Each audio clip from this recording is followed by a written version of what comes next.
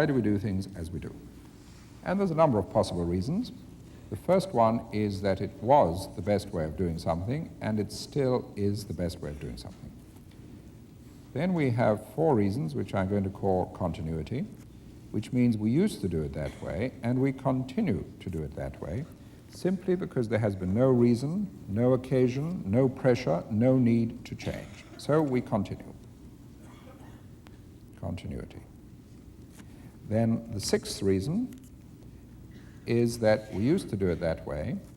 We know that there is a better way, but the cost of change, the difficulties, the disruption is such that on balance we prefer to do it the old way. Now, 6 and 1, both perfectly reasonable. 2 to 5, perhaps less so. So let's now look at what I call the 4 types of continuity. First of the 4 types is very simply neglect. Neglect means we continue to do something in a certain way simply because we have neglected to look at it, to think about it, to give it some thinking time. So it just continues and continues. I'll give you a very simple example which applies to many of you in the audience. Doesn't apply to women, doesn't apply to men with moustaches, which is that you shave every day. Given your average age, you probably shave between 3,000 and 4,000 times in your life. The question I'm going to ask you is, have you ever, when shaving your upper lip, said to yourself, what would happen if instead of moving the razor, I held the razor still and moved my head? Now, of course, some of you may have tried it, but on the whole, most people haven't tried it. It is somewhat better. Now, the reason most of you haven't tried it, was not a problem. The reason I did try it is it was a problem. I had broken my right arm and was shaving my left arm and was exploring ways of doing it. Now, the point I'm making is that most of our thinking is problem-driven. And if something is not a problem, we don't think about it. It's as simple as that. Something continues and continues because it is not a problem, and if it is not a problem, we don't stop to think about it. Now, this relates back to what I said earlier, the danger of that phrase, if it's not broken, don't fix it. Extremely dangerous phrase.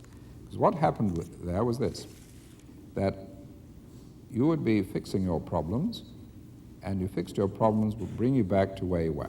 Meanwhile, competitors would be making changes at points which were not problems, and you'd wake up and find yourself quite far behind, because all you were doing was fixing your problems. And that's an extremely dangerous attitude, just fixing problems. We really need to think at 3 points. Certainly, if there are problems, we have to think about them. Then somehow we have to give time to thinking about things which are not problems. Remember what I said under improvement, it's good, let's make it better, and so on. And that's not easy. And that's why programs like quality continuous improvement are ways of trying to get people to do that. Then even if things are going well, we ought to rethink them. Now you may say, that's absurd. Why rethink something that's going well? Well, the reason is it may be going well because the market conditions fit what you're doing. And if you rethink it, you may get even more value out of those favorable conditions. In other words, success should never be a barrier against rethinking. So the first type of continuity is neglect. There's a famous story in the British Army that they were seeing how many soldiers they needed to shoot a gun, and they could account for all of them except 2 extra people. And they couldn't figure out what they were supposed to do. All the drill books said you have to have these 2 people and so on. Then they looked back 50 years, and 50 years before, guns were pulled by horses. And it was the job of these 2 people to hang on to the horses so they didn't run away when the guns fired.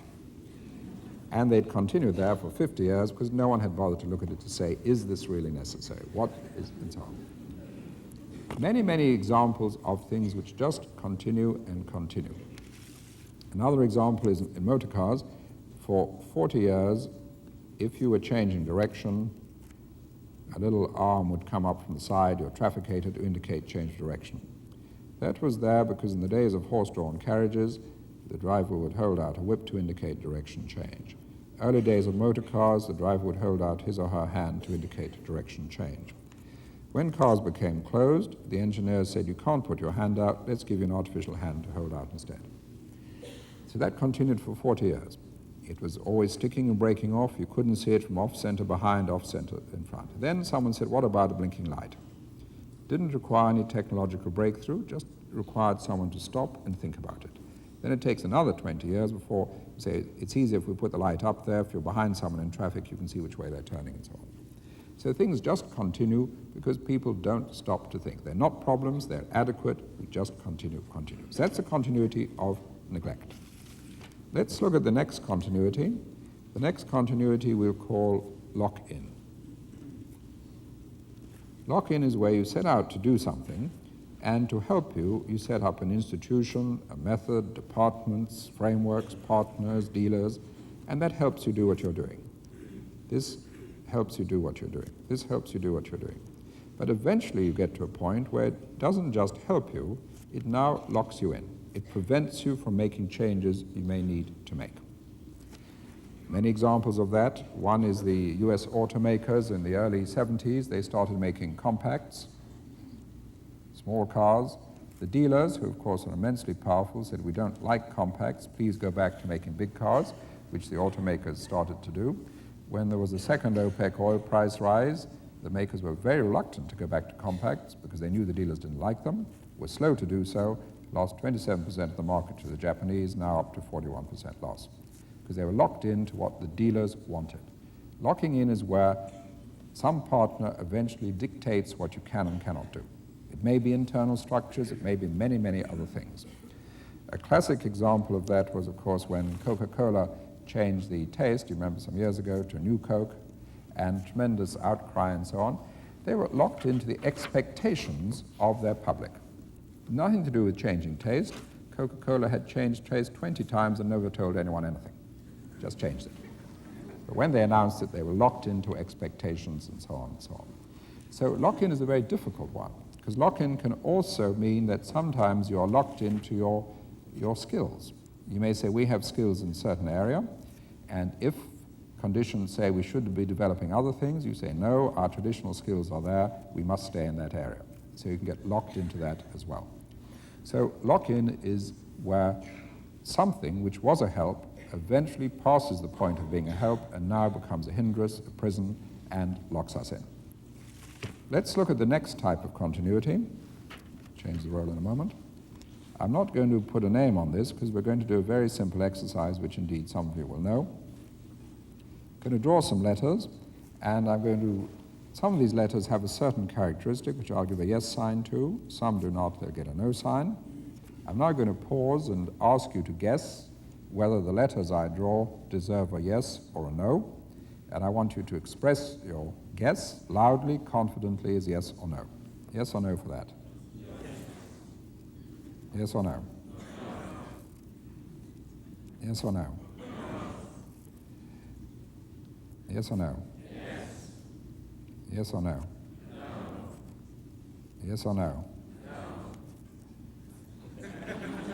Yes or no? All right, well, I'll tell you what's been happening. Until this point, I was trying to lead you along to think that if it has a curve, it gets a yes, no curve gets a no.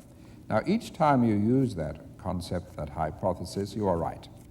And each time you are right, you feel more and more sure that you are right, and you feel sorry for those of your neighbors who don't seem to know what's going on. But at this point, it fails rather suddenly. Now, several things happen. People say no more loudly, thinking I've made a mistake, or they think I've cheated and changed the rules, or they just get confused. None of those is necessary, and in a moment I will tell you the concept that I was using.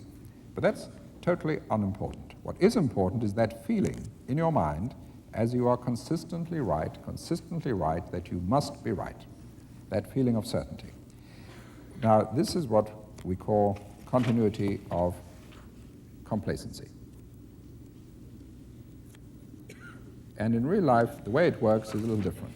In real life, we have a concept which works well, and works well, and works well, and works well. Then it starts working a little less well, a little less well, a little less well.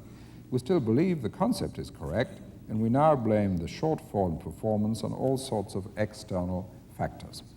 Now, as any successful concept will usually overrun the point at which it should have been changed. It's not easy to find that point. In fact, it's virtually impossible, because you cannot tell the difference between what is just a dip and what is really a change in the whole game. But it's worth doing some thinking there, so that if you find yourself there, you know what to do. It's a bit late to start there. So complacency means that repeated success makes us feel that that concept is going to last forever. And when things start going wrong, we don't challenge the concept, we look at all the peripherals, all the reasons around why it isn't working, but very rarely challenge the concept. Now, before going on, I'll just tell you what the concept was, otherwise you puzzle about it for the rest of the morning. All the ones I have given a yes to would all be unstable and would all fall over if they were solid three-dimensional objects. All the others have a base, they would stand up. Now, there's no reason why you should have thought of that. You didn't have enough information, and if you did think of it, it was totally by chance, because until this point here, there's no reason whatever why you should have thought of it. So don't worry about that. Now we'll move on to the last type of continuity, which is also by far the most important, and we'll call this time sequence. Time sequence simply means we live over time. Time passes, and different information comes in, technical information, environmental concerns, financial information, demographic changes, political changes. Things come in over time. And at any point we have to make a decision, we use what is available to us up to that moment in time. So we have a system with two characteristics: input over time and making the best use of what is available to us at this moment in time. Two very broad characteristics. Now let's look at a system which has just those characteristics. And that's what I've got here. And these pieces represent input, and at every moment we want to try and make the best use of what we've got. Best use means putting them together to give a simple, coherent shape that you might describe to someone over the telephone. So we get a rectangle. And if you want to be very pernickety, you can show the long side is equal to 2 widths, that's 1 width. So we get a rectangle which is 3 times as long as it is wide. Perfectly satisfactory. Time passes, we get another input. Sensibly, economically, efficiently, we build on what we've got. We get a rectangle which is 4 times as long as it's broad. Time passes, we get further inputs. Sensibly, economically, efficiently, we build on what we've got, and then we say, what a pity it doesn't fit. Or more often we say, that's good enough anyway. Now, what has happened is we have been right at each stage. But in order to go forward, we have to go back and change a concept, an idea, an arrangement, which in its day was the best possible idea. We go back and we change it. And then the next stage is very easy. We just get a bigger square. So here we're looking at a very basic principle, that any system with an input over time and the need to make the best use at any moment will also have the need to go back and change what was right at the time. In other words, if that's right, that progress may not come there, it may by going back, changing that, and moving forward. Now, of course, there always are some people in an audience who will dispute that, and what they will say is this. They will say at the second stage, when this comes along, that instead of doing what most people do, that being super smart, they themselves would, of course, have realized that possibility and would not have run into any trouble at the next stage. But alas, not so, because if someone had done that, then I, in my role as a future, would have given this piece next. And so it would have been better off with the other arrangement.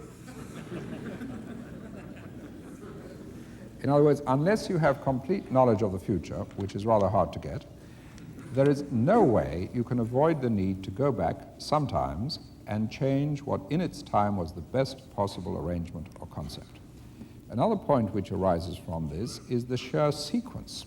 In any field, the sheer sequence in which the information comes in will very largely determine and limit the concepts you can have.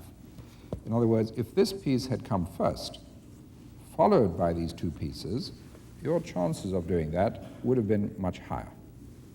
But if those pieces came first, then that was the concept you formed, and that was the next stage. In other words, you are committed in a direction by the concepts you have, by the sequence of information, and there's no way you can escape from that. So there we're looking at time sequence. We're looking at one of the types of continuity. So the four types of continuity, to repeat, are neglect. That means things continue because we don't look at them. We don't look at them because they're not problems, because really we're only interested in looking at problems. We're looking at lock-in, where something which was set up to help us can lock us in and prevent us from changing at some point in time. We're looking at complacency. Complacency means that we have some central idea which has always worked in the past, and when it doesn't work, we don't challenge that central idea, we just look at all the things around it. Most important, time sequence.